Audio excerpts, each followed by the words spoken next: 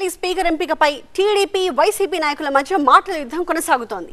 TDP MLA Madhavi Reddy, మాజీ మంత్రి పేర్ని నాని ఏమన్నారో చూద్దాం. అసలు జగన్మోహన్ రెడ్డి గారు ఆ రోజు స్పీకర్ ఎన్నికలో సాంప్రదాయం ప్రకారం వచ్చి స్పీకర్ని ఆయన స్థానం దగ్గర తీసుకొచ్చి ఆయన్ను మర్యాదపూర్వకంగా వెళ్లాల్సిన సాంప్రదాయం అన్నది. కానీ ఆయన ఆ రోజు కూడా గైర్హాజరయ్యారు. అలాగనే స్పీకర్కు ధన్యవాదాలు చెప్పడానికి ఆయన పార్టీ నుంచి ఒక్కరు కూడా అసెంబ్లీలోకి రావడం లేదు. ఇది ప్రజలందరూ గమనిస్తున్నారు. 2019లో వైఎస్ఆర్ కాంగ్రెస్ పార్టీ తరపున తమ్మినేని సీతారాం గారు స్పీకర్ అయినప్పుడు చంద్రబాబు నాయుడు తీసుకొచ్చి మర్యాదగా కూర్చోబెట్టాడు కుర్చీలో. తెలుగుదేశం పార్టీ నుంచి ఎవడన్నా ఒక్కడన్నా సాంప్రదాయబద్ధంగా స్పీకర్ని తీసుకొచ్చి కూర్చోబెట్టారా? వాళ్ళు ఎక్కడికి పారిపోయారు? ఎందుకు పారిపోయారు?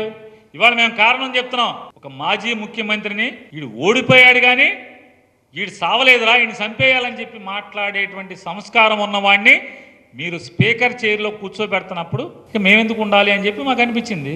అటువంటి వాడిని మీరు స్పీకర్గా పెడితే రేపు సభ ఎట్లా నడుస్తాడో మాకు తెలీదా?